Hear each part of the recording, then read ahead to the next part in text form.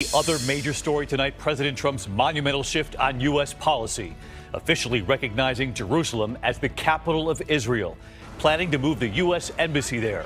Tonight, swift reaction from some of America's most trusted allies, some calling it regrettable, unhelpful. Al Franken tonight revealing he will make an announcement tomorrow. Is the senator resigning? Amid a growing number of senators who now say he must go. Donald Trump Jr. answering questions for several hours on Capitol Hill about that meeting with a Russian lawyer. Amid the bigger question, what, if anything, did his father, then candidate Donald Trump, know about it? The flames shooting from a plane taking off from LAX. And the manhunt right now. Authorities say the suspect dressing like an officer, appearing to be armed, accused now in several robberies. And our Made in America Christmas is back this year. Who writes those Hallmark cards? Tonight, you'll meet them. This is ABC World News Tonight with David Muir. Good evening, and it's great to have you with us here on a Wednesday night. And we begin with two major stories. President Trump officially recognizing Jerusalem as Israel's capital. Swift reaction from our allies. But first tonight, the emergency unfolding right here at home. At least 4 major fires burning out of control at this hour, and tonight Los Angeles now included in the state of emergency. A new fire erupting there today, catching rush hour drivers by surprise, shutting down one of America's busiest highways, the 405, for a time. Flames on each side. The flames now creeping toward the homes perched on the hills of L.A. The California fires already destroying nearly 200 structures, homes, apartment buildings, even a hospital. ABC's Matt Gutman in California leading us off. Tonight, that major new wildfire crowning the famed Hollywood Hills with fire. This was really frightening. There are a lot of homes here. Some of the most expensive properties in America. Wow, look at this. The flames engulfing Interstate 405, one of America's busiest freeways, making for a hellish commute and threatening the Getty Center and its priceless artwork. Hundreds of firefighters on the ground and swarms of aircraft fighting the blazes from the air. With this area, it's been years since anything's burned at all. Flames churning into neighborhoods. That house is completely engulfed, and the smoke coming out is noxious. It's like breathing in tear gas. There's a helicopter overhead now. It's dropping water right now, so it might get wet. They're dumping everything they have on this fire. You can see it from the helicopters. You can see that hose over there. Right behind me, they're blasting away at this fire with whatever they can, trying to save these homes. Some firefighters overcome by the heat and that smoke. Are you just hot? Yeah, it's too hot. Many residents racing to pack up and get out. A nursing home also evacuated, patients parked in their wheelchairs outside. But Azita Kabood and her family staying behind. There you go. With a little help, now fighting to protect their neighbors' homes. It was like a war zone in our backyard. Fires were coming all over. This fire, one of 4 major blazes scorching California. At the Creek Fire, at least 7 firefighters injured.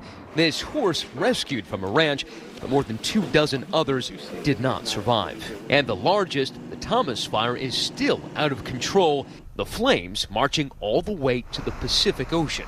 Our Marcus Moore is there. The Thomas Fire destroyed 150 structures here in Ventura County, and already some people have begun the process of sifting through the rubble as the flames continue to threaten 12,000 other structures. Some residents able to survey the damage today. It's devastating. Sorry. I'm grateful we have our home, but I'm very sad for my neighbors and the way my neighbors look, and it's just horrible. Matt Gutman with us live again tonight. Obviously, we see the flames there behind you. And Matt, I know firefighters are really concerned tonight that these wind gusts could be 80 miles an hour overnight.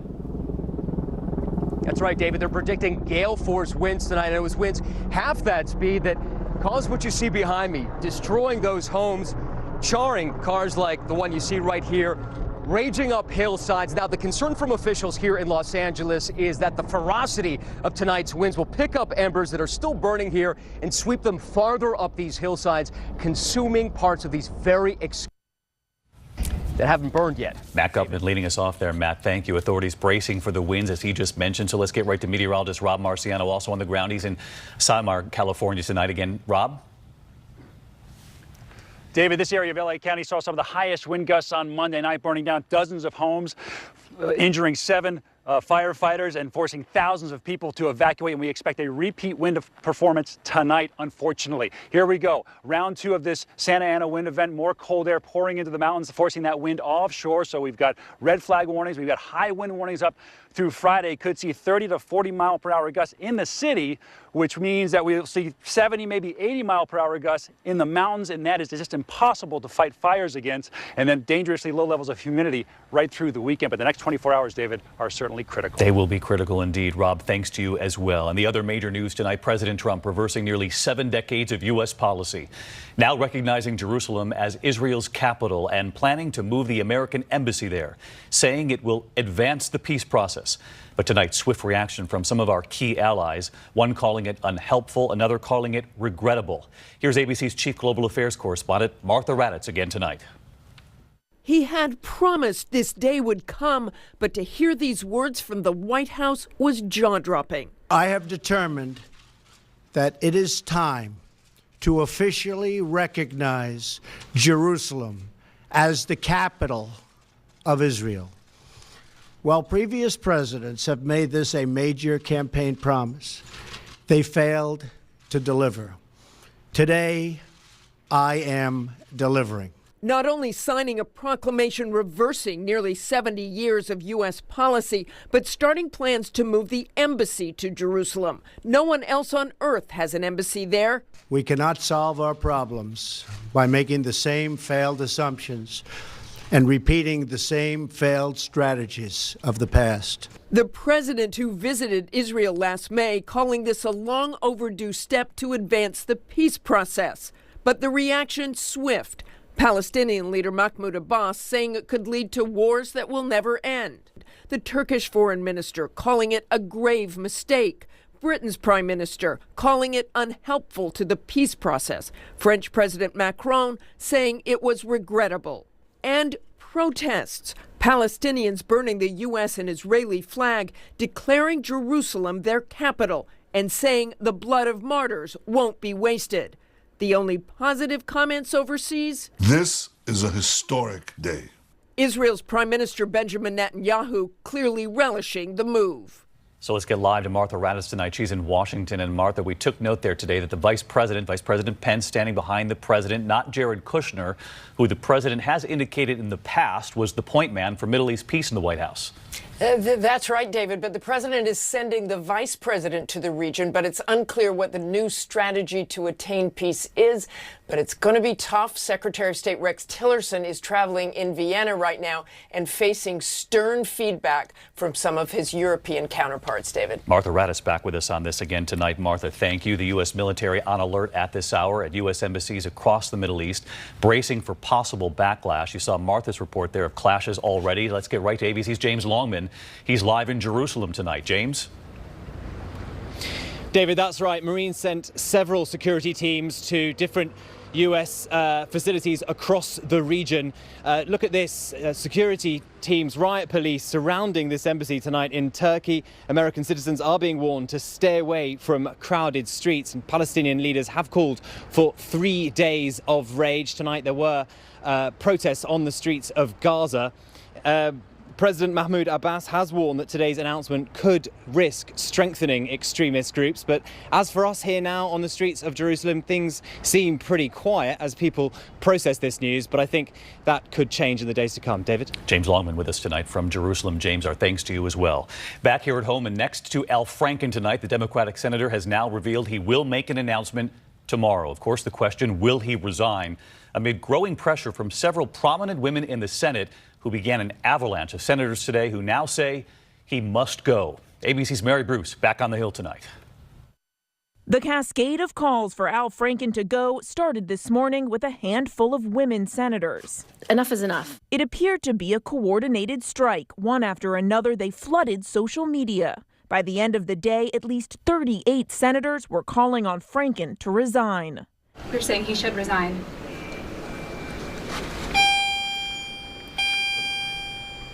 And I get no pride or pleasure in saying that. Thank you. Just days ago, most Democrats were holding their fire. This was Senator Patty Murray of Washington. And that the Senate Ethics Committee should do an investigation, and that's where I believe it should go. But today, a starkly different tone. Murray tweeting, "I'm shocked and appalled by Senator Franken's behavior. It's clear to me that this has been a deeply harmful, persistent problem and a clear pattern over a long period of time." What was the tipping point here? Why today? The numerosity and the type of complaints and accusations. Just hours earlier, another woman had come forward saying Franken forcibly kissed her. The senator denies that allegation. Tonight, 8 women in total have accused Franken of sexual misconduct. The first, radio host Leanne Tweeden, who released this photo. I think today's revelations just further add to a fact pattern here that's just unacceptable. Franken has apologized and promised to make amends. I know there are no magic words that I can say to regain your trust. But tonight, the trust of his colleagues now appears lost for good. All right, Mary Bruce live back on the Hill again tonight. And Mary, you've been working your sources. What do we know about this promised announcement from Senator Franken? Well, David, Franken's office tonight says no final decision has been made, but multiple Democratic sources tell us he is in fact expected to announce his resignation tomorrow. David. All right, Mary Bruce, you'll be on the Hill again tomorrow. Thank you. And to the Russia investigation tonight, and Donald Trump Jr. on the hot seat for hours today, answering questions from the House Intelligence Committee about that meeting at Trump Tower with the Russian lawyer during the campaign after email showed he was promised dirt on Hillary Clinton. Here's ABC senior justice correspondent Pierre Thomas tonight. On Capitol Hill today, Donald Trump Jr. grilled for hours by members of the House Intelligence Committee. Congressman Schiff, has he been forthcoming, sir? Has he been forthcoming? Not commenting at this time, thank you. A key focus, the 2016 Trump Tower meeting. Don Jr., Jared Kushner, campaign chairman Paul Manafort, and that Russian lawyer. Don Jr. had been told in an email from an associate that the lawyer wanted to provide the campaign with dirt on Hillary Clinton as part of Russia and its government support for Mr. Trump. Don Jr.'s response, "If it's what you say, I love it." In retrospect, I probably would have done things a little differently. For me, this was opposition research. Opposition research is the norm. But what's under scrutiny is whether the Trump campaign sought help from a hostile foreign power. Don Jr. insisting nothing came of the meeting. But when the story first broke, he gave a misleading statement about why it was arranged in the first place, saying the focus was on Russian adoptions. President Trump was involved in drafting that statement. My son is a wonderful young man. Most people would have taken that meeting. The big question, when did the president learn of the meeting and what was he told? After those emails became public, he acknowledged discussing that matter with his father, but refused to answer questions about that discussion on the basis of a claim of attorney-client privilege. All right, Pierre Thomas with us live tonight. He's on the Hill. And Pierre, as we just heard from Congressman Schiff there, reportedly Don Jr. saying he did talk to the president about this after the emails became public, but would not reveal more to the committee. The president's son, we know, facing questions for 8 hours today. He's going to be facing more? That's right, David. It was a grueling 8 hours of questioning. And, David, we suspect that the special counsel may have additional questions for Don Jr. David? Pierre Thomas with us again tonight. Thank you, Pierre. Back here at home, into Senate candidate Roy Moore, counting on a powerful ally, Steve Bannon, the president's former chief strategist. Moore has faced tough criticism from some Republicans, including Mitt Romney, who has said that he should bow out. Overnight, Bannon taking direct aim at Romney and his sons, but did his line of fire open up a vulnerability for President Trump? Tom Llamas in Alabama again tonight. With the election just days away, Roy Moore, a man accused of molesting teenage girls, promising Alabama voters he'll stand side by side with President Trump. We're going to see if the people of Alabama will support the president. Joining Moore, who has denied all accusations of sexual misconduct, the president's former chief strategist, Steve Bannon. If they can destroy Roy Moore, they can destroy you. Bannon then unleashing on Republicans who have called on Moore to quit. Let's talk about another beauty. Willard Mitt Romney. Romney tweeted that electing Moore would be a stain on the GOP and on the nation. In Alabama, Bannon slamming Romney, a Mormon, for not serving in Vietnam while Moore did. You hid behind your religion. You went to France to be a missionary while guys were dying in rice paddies in Vietnam. You had 5 sons, not one day of service in Afghanistan and Iraq. Today, both of Utah's senators, Mormons themselves, came to Romney's defense, Senator Orrin Hatch calling Bannon's words disappointing and unjustified. Senator Mike Lee denouncing Bannon for bashing Romney on the basis of his religious beliefs or his outstanding service as a missionary. Bannon's attack begs the question what he thinks of his former boss. I had a minor medical deferment for a bone spur of the foot, which was minor. President Trump avoided Vietnam. 5 deferments because he was in college and for those bone spurs. Back here in Alabama, both campaigns taking very different approaches in the final days. The Democrat Doug Jones campaigning all over the state with multiple events. Roy Moore, the Republican, on the other hand, with barely one event a day. David? Tom Yamas from Montgomery. Tom, thanks to you again tonight. And Time Magazine this evening recognizing, quote, the Silence Breakers as its Person of the Year. Those who came forward in 2017 to, quote, give voice to open secrets about sexual harassment and mistreatment. Women and men using social media, part of the Me Too campaign. There is still much more ahead on World News Tonight this Wednesday. The mid-air scare, flames shooting from a plane taking off from LAX. Also ahead, the manhunt underway. The suspect accused of dressing like a police officer. You see him right there. Appearing to be armed, now wanted for several robberies. Also, the alleged thief caught on surveillance sneaking into a police vehicle, stealing an assault rifle. There is a search right now for him. And there's also major news tonight about your Christmas packages, what we've now learned from UPS. And will it affect when your packages are tonight to the manhunt at this hour for a phony police officer last seen in Houston. Authorities say he dresses as an officer, and we're about to show you. He appears to be armed, and he's wanted for several robberies now. Here's ABC's Lindsay Janis. Tonight, authorities in Houston stepping up their hunt for this man, an alleged serial robber impersonating a police officer. The suspect caught in these surveillance images, wearing what looks like a gun and a shirt with the word police on it. He's believed to have hit at least half a dozen drugstores in the Houston area since September, when he walked into a pharmacy flashing a gun and demanding controlled substances. Cameras picking up a star tattoo on his neck. Authorities tonight warning residents to exercise extreme caution if they spot the suspect.